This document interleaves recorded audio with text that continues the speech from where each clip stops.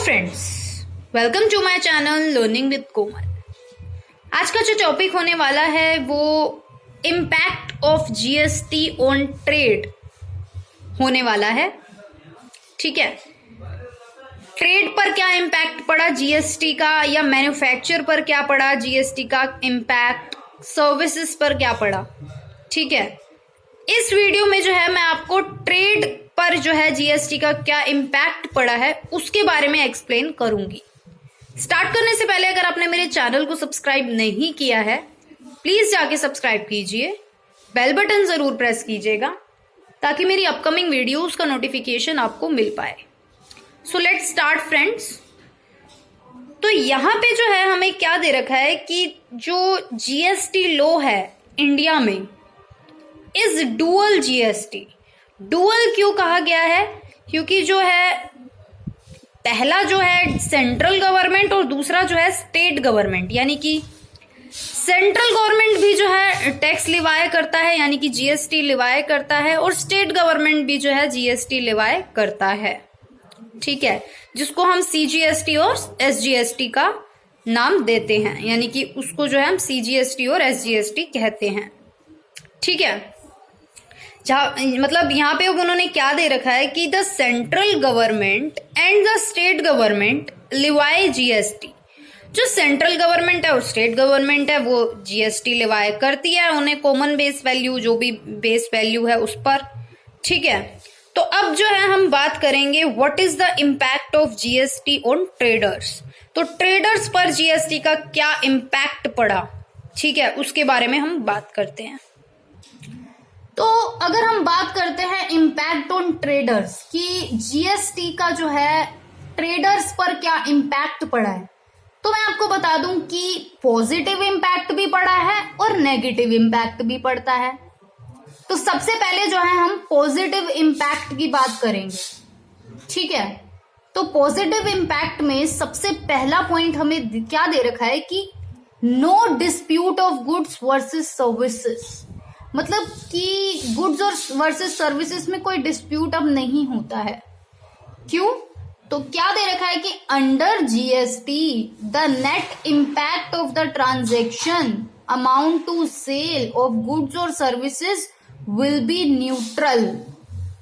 यानी कि जो भी जीएसटी के अंदर नेट इम्पैक्ट पड़ा है, अमाउंट का जो भी ट्रांजैक्शन होता है सेल का, ठीक है, गुड्स एंड सर्विसेज की, वो न्यूट्रल होता है, यानी कि उसमें जो है कोई भी डिस्प्यूट नहीं होता।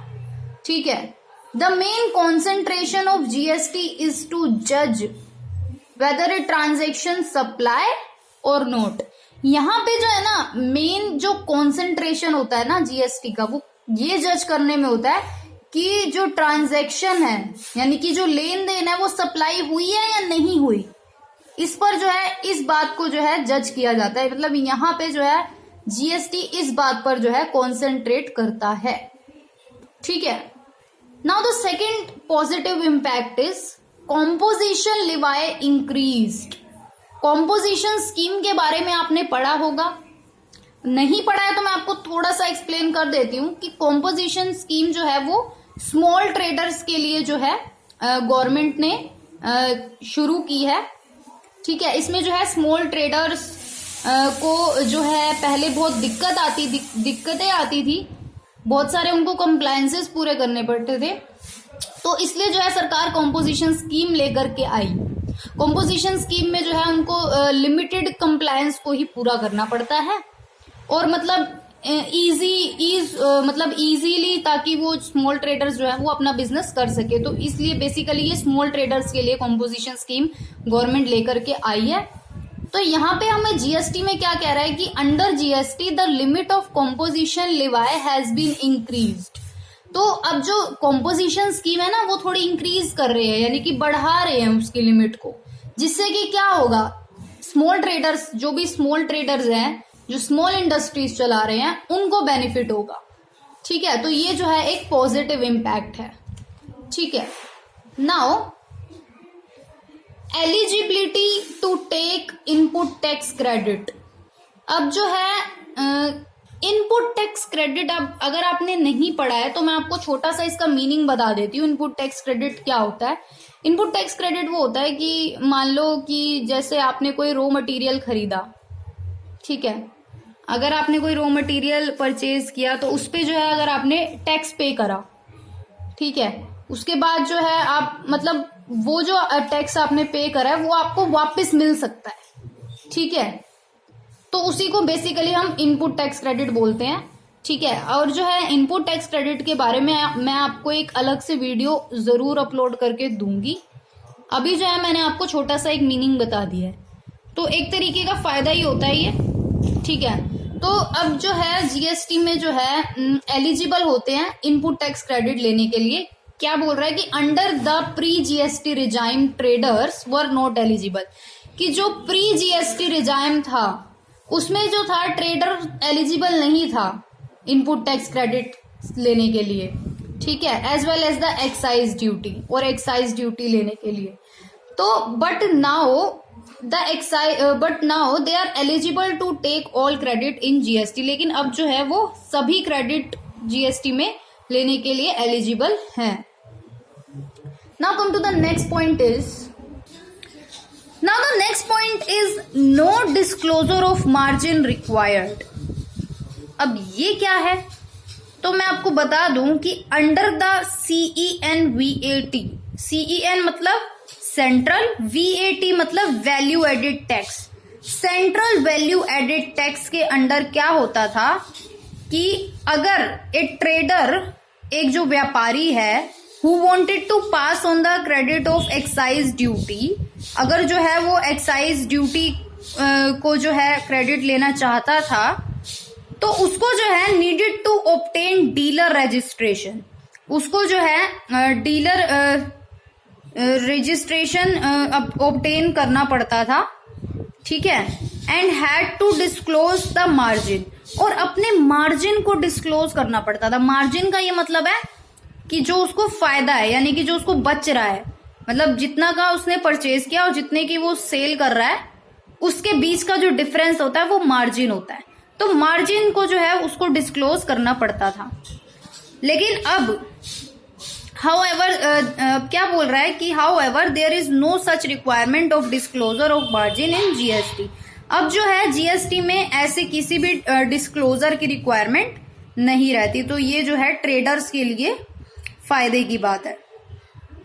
अब जो है ये तो हमने पढ़े पॉजिटिव इम्पैक्ट, अब जो है हम बात करेंगे नेगेटिव इम्पैक्ट कौन कौन से पड़ते हैं ट्रेडर्स के जीएसटी एक्ट के आने की वजह से।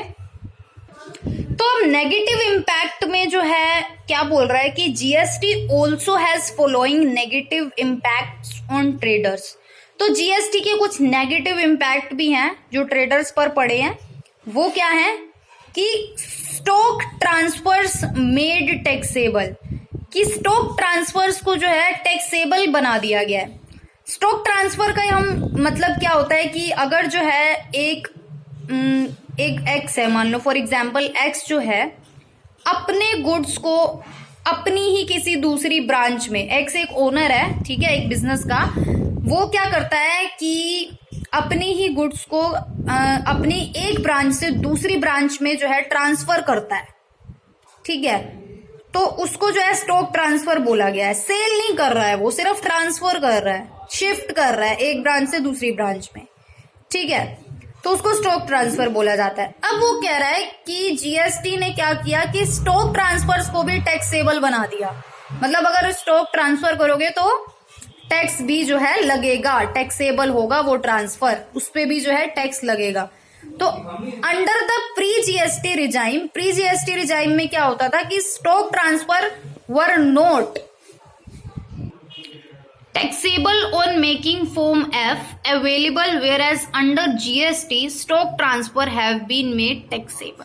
मतलब कहने का सीधा सा ये मतलब है कि प्री जीएसटी रिजाइम में जो था स्टॉक ट्रांसफर जो था वो टैक्सेबल नहीं था, लेकिन अब जो है जीएसटी एक्ट जब से आया है इसमें क्या हो गया कि स्टॉक ट्रांसफर को भी टैक्सेबल बना दिया गया है, ठीक है। Now come to the next point is, अब जो है goods sent to job work are taxable, कि अगर जो है गुड्स को सेंड किया गया जॉब वर्क के प्लेस पर तो वो भी टैक्सेबल बना दिया गया है under the pre GST regime. मतलब प्री जीएसटी जब था रिजाइम में क्या था कि the goods send for job work were not liable to GST. मतलब उसमें जब पहले ऐसा किया गया था तो जीएसटी नहीं लगता था, मतलब जीएसटी के लिए जो लायबल नहीं था अगर आप जो है गुड्स जॉब वर्क पर ट्रांसफर करते हो। लेकिन अब जो है whereas under GST these are taxable, अब जो है इसके जो है ये टैक्सेबल माना गया है। ठीक है, तो ये एक नेगेटिव इम्पैक्ट है। आगे अगर हम बात करें number 4th point, last point की बात करें नेगेटिव इम्पैक्ट की, तो इंक्रीज्ड बर्डन ऑफ कंप्लायंसेस। तो बहुत सारे जो है बर्डन आ गए हैं कंप्लायंसेस को पूरा करने के, बहुत सारे कंप्लायंसेस पूरे करने पड़ते हैं। तो क्या बोल रहा है कि now there is an increase in the number of returns. अब बहुत सारे रिटर्न भरने पड़ते हैं which needed to be filled. ठीक है, also there is an increase in the cost of traders. Traders की जो है कॉस्ट भी अब बढ़ चुकी है, मतलब बहुत ज्यादा उनको पैसा लगाना पड़ता है। Because there is need of professional training और हायरिंग ऑफ प्रोफेशनल्स। अब वो उनको खुद को तो इतनी नॉलेज होती नहीं है कि वो खुद जाकर ये सब इलीगल रिक्वायरमेंट्स को पूरा करे, तो उनको जो है प्रोफेशनल रखने पड़ते हैं, हायर करने पड़ते हैं, लाइक सीए, है ना। तो इन लोगों को हायर करने की जो है कॉस्ट ज्यादा लगती है, तो ये जो है एक नेगेटिव इम्पैक्ट है। ठीक है, जीएसटी का। तो अगर आपको मेरी वीडियो पसंद आई हो लाइक जरूर कीजिएगा, कमेंट करके मुझे जरूर बताइएगा वीडियो कैसी लगी, और मेरे चैनल को जरूर सब्सक्राइब कीजिएगा। ठीक है, थैंक यू सो मच।